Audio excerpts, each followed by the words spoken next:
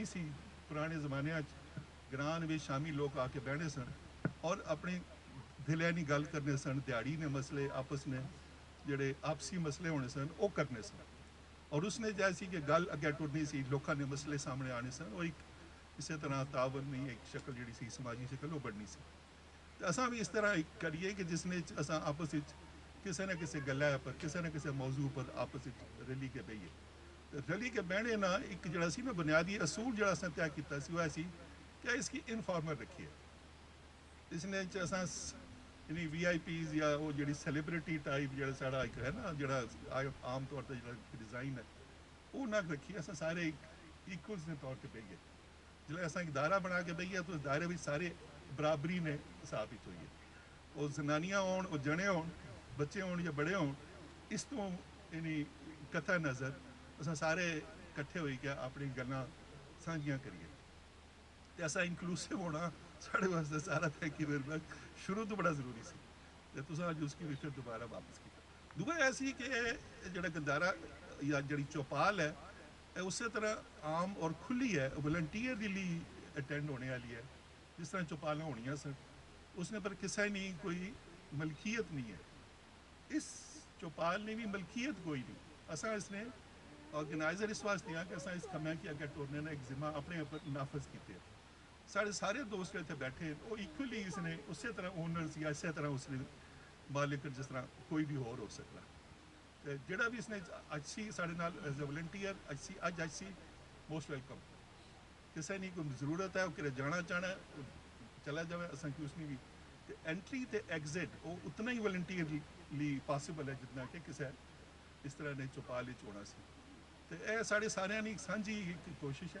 اس کوشش کی سارا دل ہے کہ سارے دوست ہر دفعہ جڑا کوئی موضوع ہونا اس نے لوگ اکٹھے ہونے اس کی خوشی ہونی ہے نویں دوست اچھنے وہ دوست جڑے نہ صرف ٹیکسلا اور اس جگہ تو اچھنے بلکہ اگوں پچھوں بھی اچھنے گرامہ تو بھی اچھنے لاہوروں بھی اچھنے پشوروں بھی اچھنے اساں واسطے یہ بھی بڑی قیمتی گل ہے کہ ساڑا لوکاں نال تعلق جڑا ہے وہ تھوڑا جہا مزید بڑھتا ہے تو ہوں اساں ٹیکسلا کی 4 سال ہو گئے اس کی ٹیکسلا چوپال کی کرنے ہوتی تقریباً 3.5 سال گل بت اور اساں ہوں تھوڑے جہے وقفے تو بعد کیونکہ گرمی بہت زیادہ سی ہوں اساں تقریباً 4 مہینے تو بعد دوبارہ ایک ٹیکسلا چوپال نے سلسلہ شروع کیتا ہے اج ساڑا پہلا سیشن ہے انشاءاللہ اس کی اساں اگلے 3 مہینے فورٹ نائٹلی کرساں تو وہ ہر اس نا جڑا کیلنڈر ہے اس لیے تیار ہے اگلا جڑا ساڑا ایونٹ ہے وہ 20 تاریخ کی ہے ڈاکٹر ظفر مرزا صاحب اس نے ساڑے ریسورس ہیں اور ظفر مرزا صاحب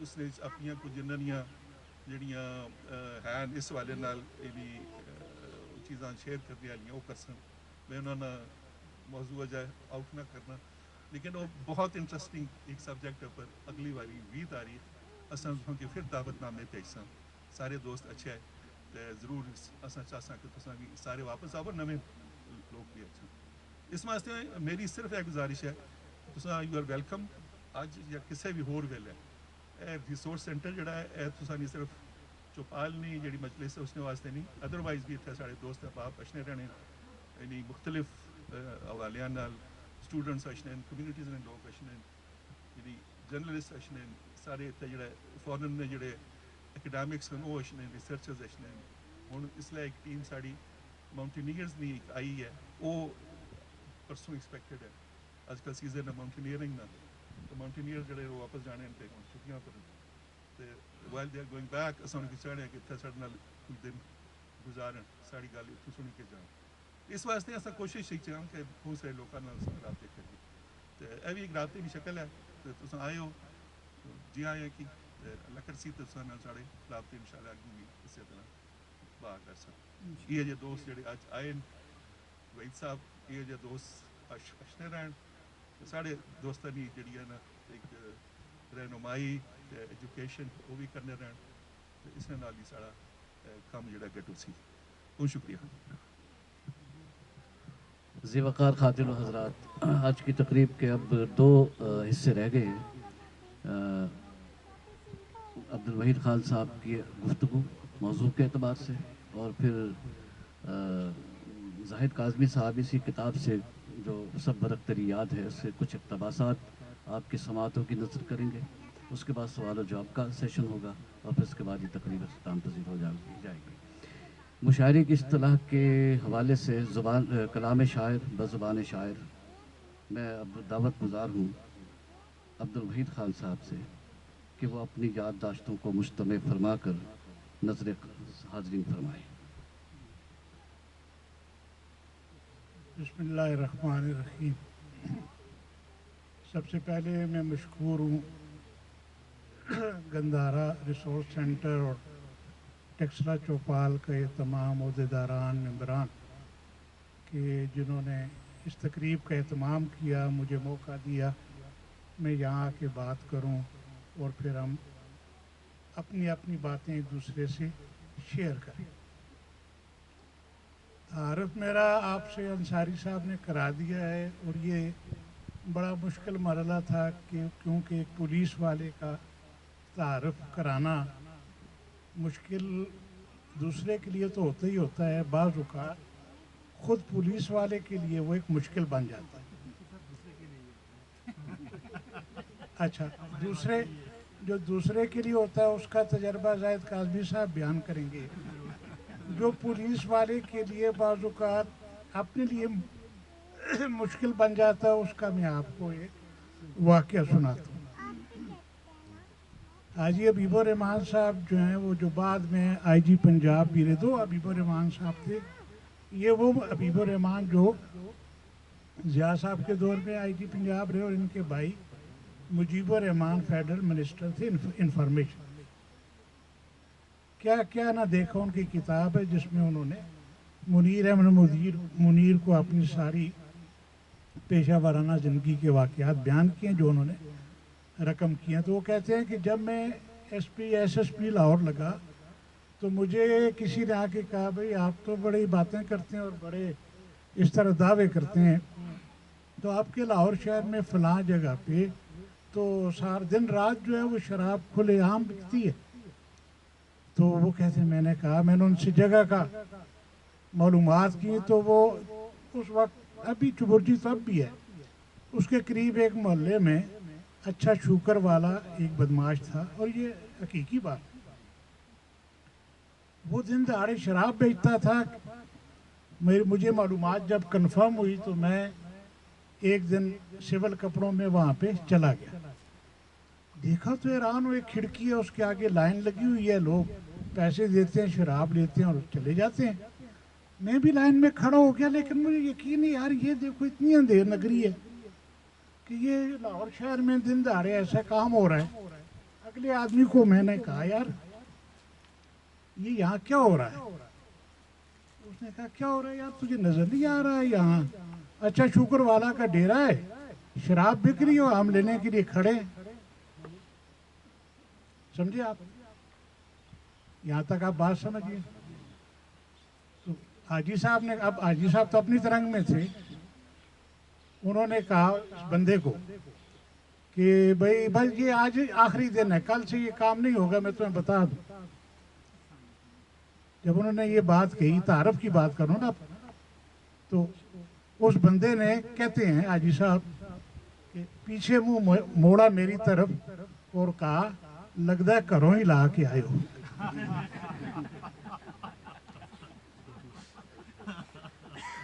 اب اس کو تو نہیں پتا نا یہ جو بات کر رہا ہے, تو یہ بات ہے. تو جناب میں نے بات کرنی ہے اپنی کتاب سب ورق تیری یاد کے, جو کہ 2005 میں شائع ہوئی. میں اس سے پہلے 1996-97 کی میں ایک سال کے لیے بوسنیا رہا تھا. یہ اس کی یادداشتیں ہیں اور اس کا جو عنوان ہے, آپ صاحبان علم بیٹھے ہیں, یہ عام عنوان میں نے اس لیے نہیں رکھا کہ فیض کے مصرے سے لینے کا مطلب ہی یہی تھا کہ بوسنیا اور اس کی یادیں میرے لیے ان کی عام حیثیت نہیں ہے, بلکہ وہ ایک رومان ہے. وہ رومان کو کس طرح محسوس کیا جاتا ہے اور بیان کیا جاتا ہے, تو میں نے کوشش کی ہے کہ اسی انداز میں اس کو بیان کروں. تو بوسنیا جیسا کہ آپ جانتے ہیں کہ دوسری جنگ عظیم کے بعد یوگوسلاویہ نام کا ایک ملک یورپ کے جغرافیہ میں نمودار ہوا. مارشل ٹیٹو کی کاوشوں سے وہ اس کے پہلے وہ لیڈر بھی تھے اور وہاں کے صدر بھی تھے. تو یہ 6 ریاستوں پہ اور 2 صوبوں پہ مشتمل تھا، جن میں سے بوسنیا اس کی ایک ریاست تھی. اور مارشل ٹیٹو جب 1980 میں فوت ہوئے تو اس کے بعد اس میں وہ کنٹرول اس طرح سے نہ رہ سکا جو حکومتی لوگ تھے یا جو اہل اقتدار تھے ان کا. تو یہ آہستہ آہستہ یہاں پہ علیحدگی کی تحریکوں نے جنم لیا. 1991 میں بہت سی جو تھیں اس کی ریاستیں وہ علیحدہ ہو گئیں، جن میں سلوینیا تھی، میسیڈونیا تھی، کروشیا تھی، اور 92 میں بوسنیا نے. یہ علیحدگی کا طریقہ کار یہ ہوتا تھا کہ ان کے کانسٹیٹیوشن میں یہ پروویژن تھی کہ اسمبلی ایک قرارداد پاس کر سکتی ہے مرکز سے علیحدگی. تو 92 میں انہوں نے یہ قرارداد پاس کی. اب باقی ریاستوں میں ایسے تھا کہ جو وہاں کے مقامی لوگ تھے، جیسے سلوینین تھے یا میسیڈونین تھے، وہ میجارٹی میں تھے وہاں، اور پھر وہ ذرا مرکز سے دور بھی تھے، اور پھر وہ مذہبی حوالے سے بھی ان کا اختلاف مرکز سے نہیں تھا. مرکز سے مراد میری سربین میجارٹی ہے، جو کہ مرکز میں فوج میں ہر جگہ پہ ان کا ہولڈ تھا. تو ان کا ریئیکشن ہوا، لیکن ویسا نہیں ہوا جیسا کہ بوسنیا کا ہوا. اور پھر 4 سال کی ایک جنگ گھیراؤ کیا گیا سرائیو کا اور باقی جگہوں کا.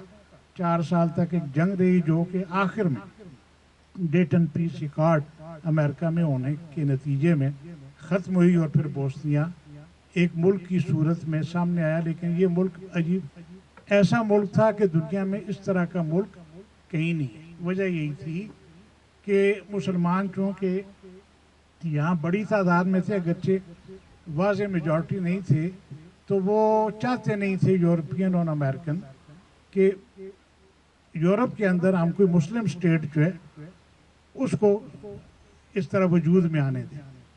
تو آپ میں سے بہت سے لوگوں کو شاید پتہ ہو، لیکن بہت سے لوگوں کے لیے یہ بالکل نئی بات ہوگی کہ اس کے 2 حصے بنائے گئے اس ملک کے. ایک تو تھی کرویٹ اور مسلم فیڈریشن، اور ایک ریپبلک سربسکا. ریپبلک سربسکا میں سارے کے سارے وہ تھے سرب تھے، اور بوسنین اور کرویٹ میں کچھ ایریا میں بوسنین اور کچھ ایریا میں کرویٹ تھے. اب بنیادی طور پہ یہ تینوں جو اقوام تھیں، اچھا یہاں اس کا جو حکومتی نظام بنائے گا وہ یہ تھا کہ ایک صدر ہوگا اور 2 اس کے نائب صدور ہوں گے. صدر اگر مسلمان ہے تو ایک نائب صدر سرب ہوگا، دوسرا کرویٹ ہوگا، اور فیصلہ جب تینوں کسی بات پہ متفق ہوں تو پھر ہوگا. اب وہ لوگ جنہوں نے ایک ساتھ رہے تھے، پھر ایک ساتھ نہ رہ سکے اور پھر جنگوں کے ذریعے علیحد ہوئے، انہوں نے کہاں متفق ہونا تھا. وہ کوئی مارکیٹ کا بھاؤ طے کرنے میں تو متفق ہو سکتے تھے، پالیسی کے کسی معاملے پہ ان کا متفق ہونا آپ تصور کر سکتے ہیں کہ کیسے ممکن تھا. مذاہب ان کا تینوں کی نسل پیچھے سے ایک ہی تھی، سلاف تھی. سرب جو تھے وہ آرتھوڈکس عیسائی تھے، کرویٹ جو تھے وہ کیتھولک عیسائی تھے، اور مسلمان جو ہیں وہ میجارٹی ان میں سنی مسلمانوں کی تھی. اور سلطنت عثمانیہ کے زیر اثر وہ کنورٹ ہوئے تھے، اور اسی وجہ سے وہاں پہ بھی وہ سنی اور امام ابو حنیفہ کی جو ہے فقہ فالوور ہیں، تو یہاں پہ بھی ایسے ہی تھا. یہ ایک طرف تو یہ ہو گیا ان کا لوکل نظام. دوسرا نظام یہ ہوتا ہے کہ جب انٹرنیشنلی کسی علاقے کو ایک پروٹیکٹیڈ کے کہہ لیں یا مشن کے طور پہ لیا جاتا ہے، تو وہاں ایک نظام ہوتا ہے، وہاں ایک نمائندہ UN کا آتا ہے جو SRSG کہلاتا ہے، special representative to the secretary general. ہماری خوش قسمتی تھی کہ وہاں کا پہلا SRSG ایک پاکستانی تھا، ان کا نام محمد اقبال تھا. ان کی وجہ سے پاکستان پولیس کا جو کوٹا تھا وہ 300 افسران کا سپاہی سے لے کے اوپر تک کیوں دے رکھا گیا تھا کہ ہم اور لیکن ہم اس زمانے میں بھی اتنے ہی لائق تھے جتنے اب ہیں کہ ہم وہ 300 کا کوٹا کبھی بھی پورا نہ کر سکے. اور میکسیمم 160-170 ہمارے لوگ وہاں پہ رہے. میں 1996 میں جون میں گیا اور جون 1997 میں واپس آیا. میرا 50 کے قریب پولیس اسٹیشن تھے جن کو IPTF اسٹیشن کہا جاتا تھا, انٹرنیشنل پولیس ٹاسک فورس. تو ہر اسٹیشن پہ 2 آفیسر کسی قوم کے ہوتے تھے, اور اب تعداد کبھی کسی اسٹیشن پہ 15 ہے, کسی پہ 20 ہے, کسی پہ 30 ہے. تو اس طرح وہ مل جل کے مانیٹرنگ کرتے تھے, اور کام یہ تھا کہ لوکل پولیس اس نسلی بنیاد پہ لوگوں کے ساتھ تفریق نہ کرے. یہ کام ہمارا تھا, لیکن وہ دب کے تفریق کرتے تھے اور ہم دیکھتے رہ جاتے. سٹولک کے پاس ایک طرف موستار کا شہر تھا جہاں پہ وہ نرٹوا دریا جس کے درمیان سے بہتا تھا. ایک حصے میں مسلمانوں کی اکثریت تھی اور دوسرے میں کرویٹس کی, اور درمیان میں بے شمار پل تھے, لیکن ان میں سے کوئی بھی ایک دوسری طرف جانا ان کے لیے ممکن نہیں تھا, کیونکہ زندگی وہ اس طرح کے ان کے تعلقات تھے کہ زندگی کا رسک تھا. وہیں پہ ایک پل جو کہ اڑا دیا گیا تھا اس جنگ کے دوران, وہ حاجر الدین برج کہلاتا تھا. پہلے جب وہ بنا تھا تو حاجر الدین نامی شخص نے عثمانی دور میں اس کو ڈیزائن کیا تھا اور تعمیر کیا تھا. بعد میں وہ مارشل ٹیٹو برج کہلاتا تھا. مارشل ٹیٹو جو ہیں ان کی برتھ ڈے پہ یہاں پہ مقابلہ ہوتا تھا جمپنگ کا اور پیراکی کا, اور وہ بہت بڑا ایونٹ ہوتا تھا. مارشل ٹیٹو کی بھی بات ذرا کر لی جائے اگر آپ لوگوں نے, اور میرے خیال میں جن لوگوں کی ادب سے دلچسپی ہے انہوں نے آواز دوست ضرور پڑھی ہوگی. اس میں مارشل ٹیٹو کا ذکر بہت زبردست انداز میں ہے. تو اگر آپ نے نہ پڑھا ہو یا یاد نہ رہا ہو تو آپ ضرور ان کی, اس میں 2 مضامین ہے. دوسرا جو مضمون ہے کہت و رجال, اس میں مارشل ٹیٹو کا ذکر. مارشل ٹیٹو کا میں بھی مدعا رہا ہوں کہ انہوں نے اتنا بڑا کام کیا اور اس ایسی ڈائیورس ملک کو انہوں نے متحد رکھا. تو میں ان کے مزار پہ بھی گیا تھا. وہ مزار جو ہے بلگراد میں, گلی تو نہیں کہہ سکتے, ذرا چوڑی سی جگہ ہی ہے, اس کا نام کوچا سویچا ہے. کوچا تو آپ گلی سڑک کو کہتے ہیں, اور سویچا پھولوں کو کہتے ہیں. تو میں نے اس کا نام,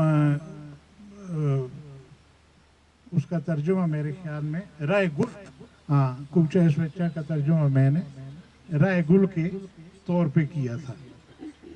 سٹولک قصبہ جہاں پہ ہماری پوسٹنگ تھی, یہ بنیادی یہ میجارٹی تو یہاں پہ رہی تھی کرویٹس کی, لیکن مسلمانوں کی بہت بڑی تعداد تھی.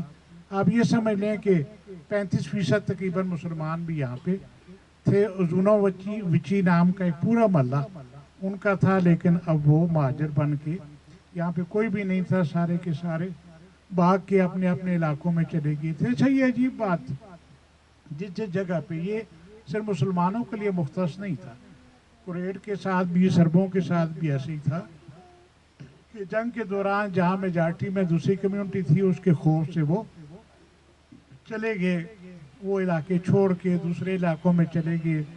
وہاں ان کو بہت آپ اس کو امیجن کر سکتے ہیں کہ جنگ کے حالات ہوں, دوسری جگہ پہ جانا. پھر عجیب بات یہ تھی کہ جس نام پہ سے اگر کرویٹ کو کرویٹ ہونے کے نام پہ اپنا گھر چھوڑنا پڑا تھا, تو اب جس کرویٹ گاؤں میں یا قصبے میں وہ آیا تھا تو وہاں کا مقامی کرویٹ اسے اپنے مقابلے میں کمتر آدمی سمجھتا تھا. اور یہ بات سربوں کے لیے بھی تھی اور مسلمانوں کے لیے بھی تھی. تو ان کی یہ حالت دیکھ کے مجھے وہ ربائی یاد آتی تھی کہ رستوں کو دھواں شہروں کو سنسان نہ کرتے, رستوں کو دھواں شہروں کو سنسان نہ کرتے, کرنا ہی تھا یہ کام تو انسان نہ کرتے. کچھ دیر ہمیں رہنے دیا ہوتا گھروں میں, کچھ دیر ہمیں بے سر و سامان نہ کرتے.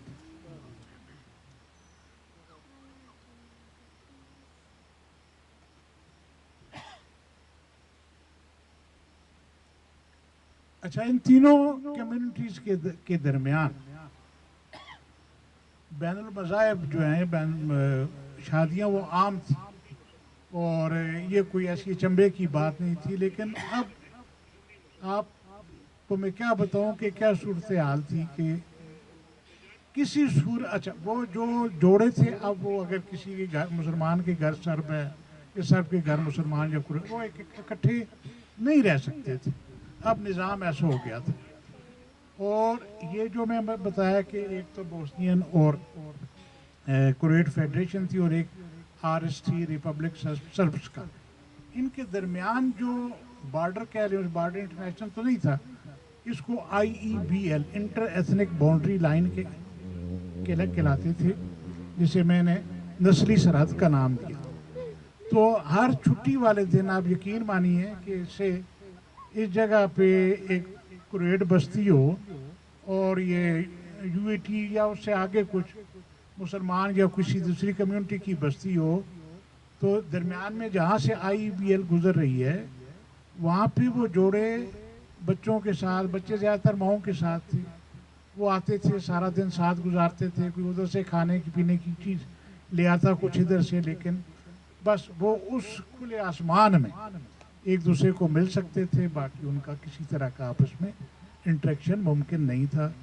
اتنی افسوسناک صورتحال تھی, اس طرح کے حالات تھے.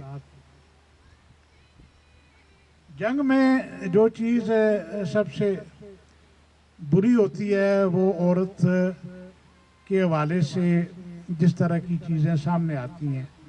ہم دنیا کی جنگوں کو دیکھیں یا خود دیکھی ہوں, تو وہ اس کو ایسے کمپرومائزز, اور افسوسناک بات ہے کہ بعض اوقات اپنی عزت کے حوالے سے بھی کمپرومائزز کرنے پڑ جاتے ہیں. یقین مانیے میں سال رہا, مختلف طرح کا تجربہ رہا, تینوں کمیونٹیز کو دیکھا, ان کی خواتین کو, ان کے تمام نظام کو. میں حیران تھا کہ اتنی باکردار خواتین میں سوچا بھی نہیں تھا کہ اس طرح کا. باقی دو جو افریقن کنٹریز میں مشن میں رہے تھے, وہ جو قصے بتاتے تھے, وہ جھوٹ لگتے تھے. تو ہم جب یہاں سے گئے تھے, تو جس جگہ میں نے کہا ہمارا سٹولک اسٹیشن تھا, تریبینی ایک اسٹیشن تھا ہمارے قریب, وہاں پہ 2 اے ایس پی صاحبان گئے تھے, اور میں اور اقبال جو ڈی ایس پی تھے فرنٹیئر پولیس سے, وہ یہاں سٹولک میں تھے. تریبینی جو اسٹیشن تھا, اس پہ جو 2 افسر گئے تھے, ان میں سے ایک جو ہیں غلام نبی میمن, اب آئی جی سندھ ہے, اور دوسرے مرزا نجف تھے جو ریٹائر ہو. غلام نبی میمن اور مرزا نجف نے کیا کیا کہ 2 جارڈینین کے ساتھ گھر شیئر کیا کہ اس طرح کرایہ کم پڑے گا. وہ بتاتے ہیں کہ ہمارے, اور لیڈیز وہاں کام کرتی جاتا, مالک مکان ہے ان کے ساتھ ہے, اور بہت تھوڑے سے پیسوں پہ, $25 پہ انہوں نے اس کو مہینے کے کپڑے دھونا, گھر کی صفائی, باقی کاموں کے لیے رکھا. اور وہ کام کرتی تھی, درمیانی عمر کی خاتون تھی. ایک دن جو جارڈینین جو تھے, ان میں سے کسی ایک نے اس کے ساتھ فرینک ہونے کی کوشش کی, اور یہ خود بعد میں اس نے بتایا. اور اس نے $25 مہینے کے پہ کام کرنے والی عورت کو $1000 دکھایا, کہتا ہے کہ بھئی میری بات مان لو تو یہ رکھ لو. تو وہ کہتا ہے کہ اس نے اس طرح ان پیسوں کو جھٹکا, اور مجھے کہا کہ تم کیا سمجھتے ہو کہ یہ کام پیسوں سے ہوتا ہے, یہ تو دل سے ہوتا ہے, پیسوں سے تو نہیں ہوتا, اور میرا تمہارے ساتھ تو کوئی ایسا دل نہیں. وہ اس بات پہ ایسے شرمندہ ہوئے کہ چند دنوں بعد انہوں نے وہ گھر چھوڑا اور چلے گئے. وہاں اب ان کے لیے رہنا یہ ممکن نہیں تھا, اس کو فیس کرنا کہ ہم نے یہ چیزیں کی تھی. تو اسی طرح کے واقعات جو ہیں ان کے بارے میں ذکر کرتے ہوئے میں نے لکھا تھا کہ مشکلات بڑی قوموں کی زندگی پہ تو اثر انداز ہوتی ہیں, ان کے طرز زندگی پہ نہیں.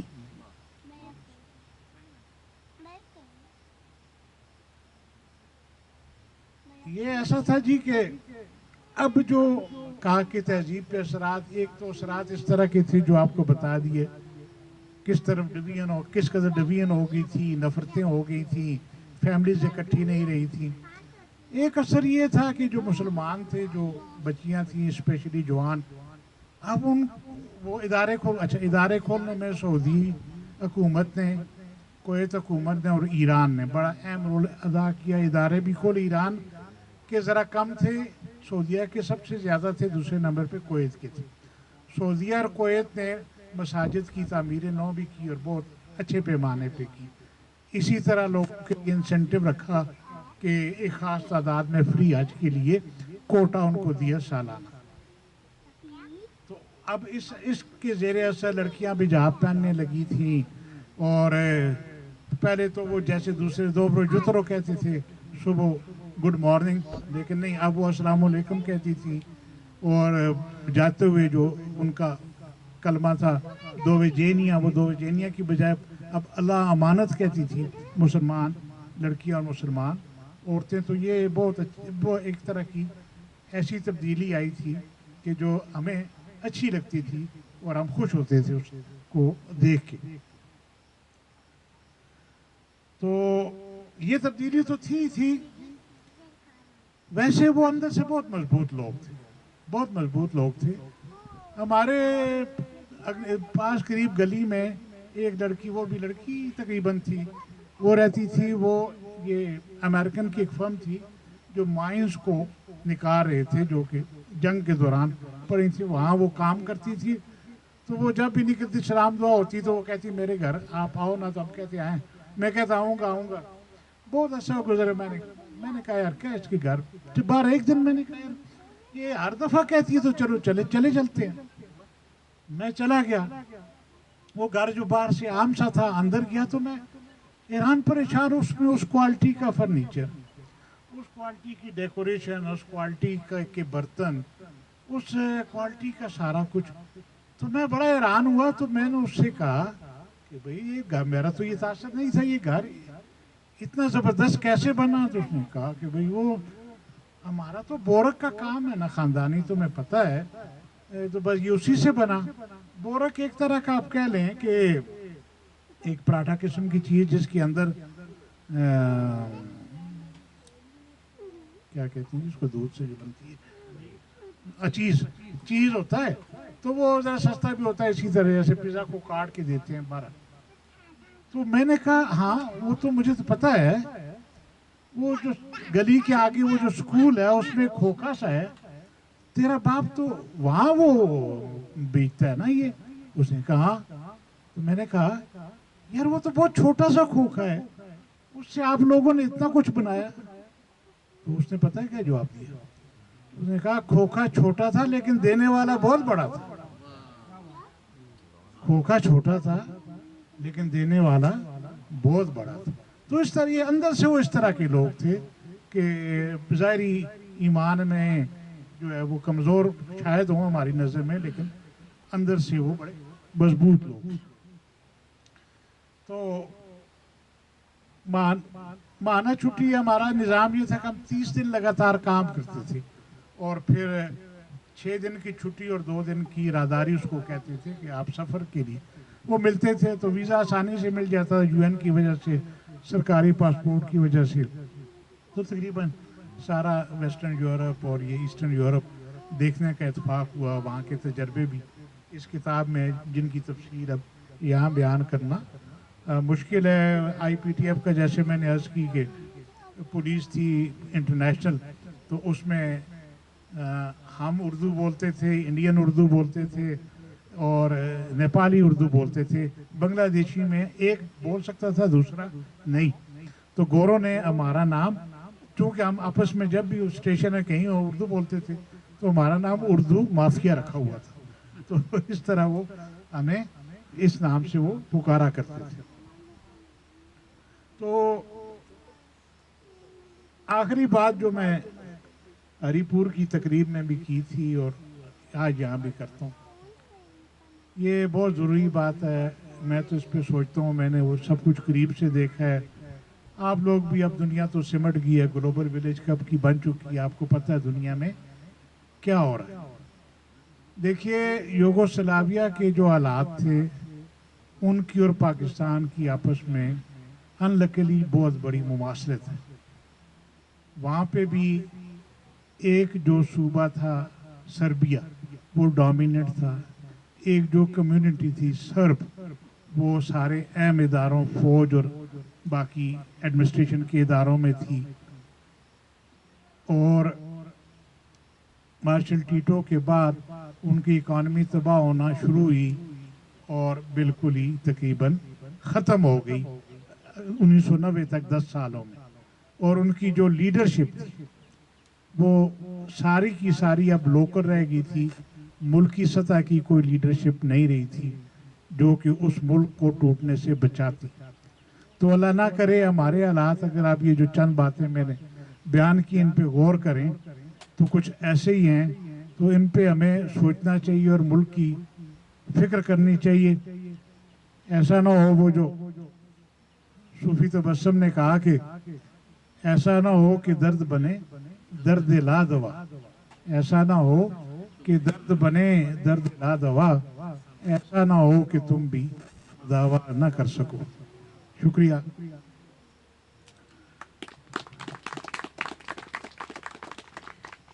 ख़ातिन हज़रात, आपने अब्दुल वहीद ख़ान साहब की गुफ्तगू समाअत फरमाई।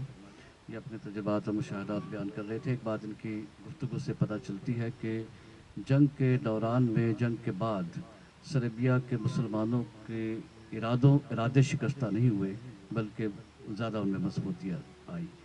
तो इनके एक पहलू जो है, जो सर मैंने तारुफ में कहा था कि इनका लिखने का फ़न, अब आप इससे देखें इंशा पुरदासी तो आपको तभी उसका तारुफ हो सकेगा जब हम 2-4 इक़्तिबासात हम इस किताब के पब्लिशर से गुजारिश करेंगे, ज़ाहिद काज़मी साहब से, कि वो ज़्यादा नहीं सिर्फ 3 इक़्तिबासात नज़र सामीन करें, ताकि आपको अब्दुल वहीद ख़ान साहब के जो इंशा पुरदासी है, मज़मून निगारी है, उसके हवाले से भी आगाही हो। जनाब ज़ाहिद काज़मी साहब। अंसारी साहब बहुत शुक्रिया। वैसे तो ज़ाहिर लुत्फ़ तो तभी आएगा क़ारीन को जब किताब उनके पास पहुंचेगी और वो किताब पढ़ेंगे और उससे पूरी तरह लुत्फ़ लेंगे। एक इत्तला ये है कि जिस किताब का ज़िक्र हो रहा है वो किताब यहाँ पे मौजूद है। जो भी ख्वाहिश रखता हो वो किताब हासिल कर सकता है। और ख़ास इस मौके का एक फ़ायदा ये है कि एक तो ये कि रियाती नरखों पे किताब मिलेगी, और उससे ज़्यादा अहम ये है कि मुसन्नफ़ मौजूद हैं और आप किताब पे उनसे ऑटोग्राफ भी ले सकते हैं। 2-3 इक़्तिबासात तो पेश करूँगा, मगर 1-2 चीज़ें ज़रा उससे हट के भी मैं आपकी इजाज़त से कहना चाहूँगा। ज़रा हल्के फुल्के अंदाज़ में बात होगी, जैसा कि हमारी भाभी साहिबा यानी वहीद भाई की बेगम साहिबा ने अपने तारुफ में और यहाँ अपनी आमद के बारे में बताया कि यहाँ आके मुझे बहुत अच्छा लगा और ये फार्म हाउसेस देख के बड़ी खुशगवार हैरत हुई। तो ज़ाहिर यकीनी बात है, ये दुरुस्त बात है। तो मुझे ये लगा कि वो जो उनकी खुशगवार हैरत है वो उस पर वहीद साहब को तशवीश होनी चाहिए। तो मैसेज उन तक पहुँच गया है। तो जैसा कि वहीद साहब ने शुरू में कहा कि बहुत नवाजिश। अब तो जैसा कि वहीद साहब फरमा रहे थे कि पुलिस वाले का तारफ़ करवाना या ख़ुद पुलिस वाले को अपना तारफ़ करवाना पड़े तो वो किस कदर मुश्किल होता है, उस हवाले से बहुत सारी दिलचस्प बातें हैं। एक बहुत ही छोटी सी बात जो यूसुफ़ी साहब ने कह रखी है वो शेयर करूँगा। ज़ाहिर है हमारे यहाँ बहुत सारे इदारे उनका मुकाबला होता है बदनामी में कि कौन आगे है। तो पुलिस का इदारा बहरहाल वो आसानी से किसी को आगे नहीं बढ़ने देता। तो यूसुफ़ी साहब कहते हैं कि सारे पुलिस वाले ख़राब नहीं होते, यानी सारे पुलिस वाले ख़राब नहीं होते, 99% पुलिस वालों की वजह से बाकी सारे भी बदनाम होते हैं। तो वहीद साहब का शुमार बहरहाल बाकी सारे जो है उनमें होता है। तो वैसे इस हवाले से काजी साहब एक बात शेयर करूं आप लोगों से। जी जी ज़रूर। मेरे छोटे बेटे ने हिफ्ज़ करना था, वो एक मदरसे से मैंने दूसरे मदरसे में लाना था। इस दौरान मुझे 2 माह तकरीबन लगे, सर तोड़ कोशिश के बावजूद मुझे किसी मस्जिद में जगह न मिले मेरे बेटे की। आखिर मैंने जो पिछला मदरसा था उनके मैंने उनसे रिक्वेस्ट की कि आप अपने कोई ताल्लुकात देखें मौलाना हजरात से। तो उन्होंने आके मुझे ये रिपोर्ट दी कि जी मैं क्या करूं, जब वो कहते हैं कि ये किसका इनका वालिद किधर है, कहाँ रहते हैं, तो जब मैं ये बताता हूँ कि ये पुलिस वाले का बेटा है तो वो सारे इनकार कर देते हैं। और आप यकीन माने कि मैं बाकेंट में 10 मदरसों से मुझे इनकार मिला और फिर किसी एक ने मुझे बड़ी हिम्मत की तो उसने उस बच्चे ने वहाँ पे दाखिला दिया। तो हिम्मत की या आपने बताया?